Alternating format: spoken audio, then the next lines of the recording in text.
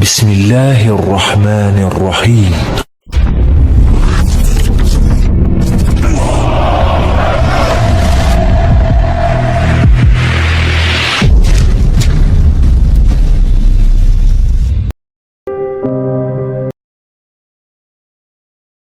Di atas awan, tidak basah kena air, tidak terbakar oleh api. Janggutnya dari sini sampai ke Menara Petronas, panjangnya. Dan dia memberikan kabar kiamat akan berlaku, tarikh anu, bulan anu, tahun anu. Wajib kita tolak.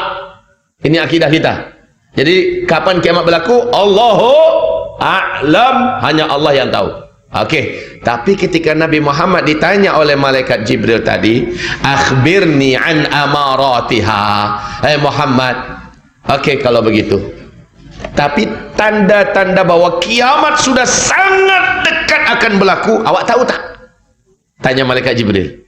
Kata Nabi Muhammad, kalau ini pertanyaan ente, aneh spesialisnya. Maka Nabi menjawab di situ, sini. Antalidal amatu rabataha wa antaral hufatal uratal alata ri'a asya yatatawaluna fil bunyan. Setelah Nabi menjawab demikian, orang ini pergi, malaikat ini pergi. Apa artinya? Apabila nanti engkau hidup dan engkau temukan satu zaman, orang yang hidup pada zaman itu sebelumnya mereka hidup miskin, kere, fakir, hanya penggembala ternak, saking miskinnya mereka tak sanggup nak membeli selipar, mereka bertelanjang dada. Tiba-tiba mereka kaya raya, menjadi kuaya raya, dan mereka sangat berjaya, sangat berkuasa. Lalu mereka saling berlumba-lumba, berbangga-bangga membangun gedung-gedung yang tinggi-tinggi. Tersirat dalam hadis ini pernyataan Nabi, bila zaman itu sudah kalian temui, maka jarak masa antara kalian dengan kiamat sudah sangat-sangat dekat. Ini hadis sahih Imam Muslim. Yang bercerita adalah Umar bin Khattab radhiyallahu anhu. Di riwayat Imam Ahmad, Abdullah bin Abbas bertanya kepada Rasulullah, ya Rasulullah, siapakah yang engkau maksud? Miskin, kere, fakir, penggembala ternak, tidak beralas kaki, bertelanjang dada, tiba-tiba menjadi kaya raya dan sangat berkuasa, dan mereka saling berlomba-lomba dan berbangga-bangga membangun gedung-gedung yang tinggi-tinggi. Ya Rasulullah, siapa yang engkau maksud? Nabi menjawab, humul Arab, mereka adalah bangsa Arab. Masya Allah. Mari kita lihat fakta sekarang ini, tuan-tuan yang mulia. Lihat, Arab sebelum minyak bumi ditemukan namanya masih satu, Jazirah Arabiah. Saya bertanya kepada tuan-tuan yang mulia, kepada perempuan yang terhormat, Jazirah Arabiah dulu kaya apa miskin? Sangat miskin. Negeri gurun Sahara yang luas, pasir yang panas, tandus, bagaikan tak bertepi. Dia tak punya apa-apa. Memang miskin, tuan-tuan. Tapi bila mana minyak bumi sudah ditemukan, mereka pun berubah menjadi negeri yang kuaya raya. Jadi bukan kaya raya, itu mah biasa, tapi kuaya raya pakai tasydid. Saking kayanya. Dan mereka pecah mendirikan negara sendiri-sendiri menjadi 7 negara kaya dunia. Qatar, Bahrain, Uni Kuwait, Uni Emirat Arab, Arab Saudi, Oman, dan Yaman. Mari kita lihat apa yang dibawa oleh masing-masing negara ini di kota-kota besar mereka. Apa yang mereka buat? Yang paling dekat di hati kita dulu, Makkah Al-Mukarramah. Silakan, Arab Saudi, kerajaan Arab Saudi buat apa di Makkah Al-Mukarramah, sekitar Masjidil Haram? Masya Allah, gedung-gedung tinggi pencakar langit. Bukit-bukit menjadi hilang, bahkan ada yang masih baki bukitnya, itu pun hanya di bawah pinggul, bahkan hanya sebatas betis-betis daripada hotel-hotel yang ada. Megah, mewah-mewah.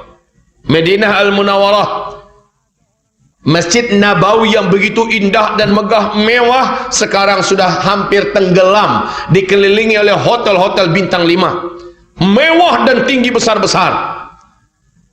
Ibu kota Riyadh ketika Raja Abdullah masih hidup, Pangeran Salman diangkat menjadi gubernur ibu kota Riyadh. Oleh Pangeran Salman, ibu kota Riyadh dirubah menjadi kota metropolitan ala Eropa. Jeddah dijadikan sebagai kota perdagangan dan persimpangan Timur Tengah. Ini baru Arab Saudi. Lihat negara sebelahnya, Kuwait. Apa yang dibuat oleh Kuwait di kota-kota besarnya? Semua pembangunan yang sedang dilakukan di Kuwait mengalahkan standar pembangunan kota-kota yang ada di Eropa, yang ada di Amerika. Masya Allah. Kuwait harus angkat tangan dan menyerah dibandingkan negara sebelahnya, Bahrain. Bahrain jauh lebih indah, Bahrain jauh lebih hebat pembangunannya, gedung-gedungnya. Masya Allah. Bahrain mesti tunduk dan mengaku kalah oleh negara sebelahnya, Uni Emirat Arab, Abu Dhabi. Abu Dhabi tercatat sebagai negara termewah, terhebat, negara impian dan negara mimpi dunia. Semua cita-cita manusia ada di Abu Dhabi. Hanya di Abu Dhabi, tuan-tuan, ada mesin ATM yang mengeluarkan gold. Masukkan kad, tekan nomor, digit, beberapa digit, keluar emas 1 kilo. Itu hanya di Abu Dhabi. Hanya di Abu Dhabi ada kereta, ada bus yang mulai daripada kulitnya, peleknya, rangkanya, semuanya emas. Cuma ada di Abu Dhabi. Jangan tanya pembangunannya, semuanya Masya Allah.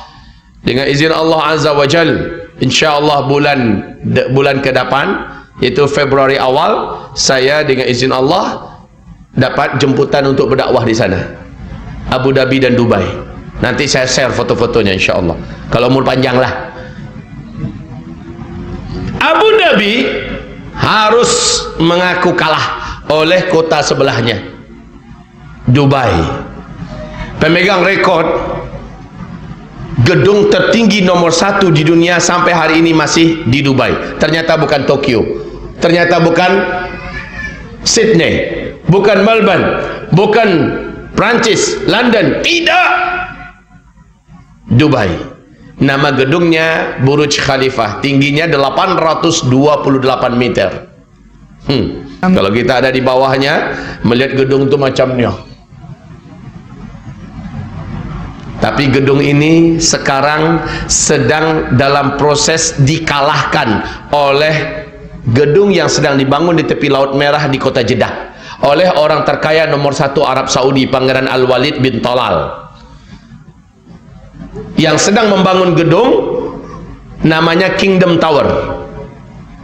Tingginya gedung itu, kalau Burj Khalifah 828 meter, maka Kingdom Tower 1,2 kilometer. Masya Allah. Baru-baru saja Kuwait mengumumkan akan mendirikan gedung yang juga melampaui angka 1 kilometer pula. Masya Allah. Pangeran Muhammad bin Salman sudah menyampaikan kepada seluruh dunia cita-cita besarnya, bahwa 2030 sudah berdiri sebuah kota terindah, termahal, termegah, terhebat di dunia, dekat berbatasan dengan Yordania, masih di tepi Laut Merah, namanya kota Neom, yang menghabiskan dana 660 triliun, maaf, 6.600-an triliun lebih uangnya. Masya Allah. Saya tak tahu bahasa triliun ini apa, dan saya tidak pernah, kalau angka nolnya tak berapa itu. Ya Allah, ya Rabbana, wahai ibarat Allah yang kami muliakan, 12 digit nolnya.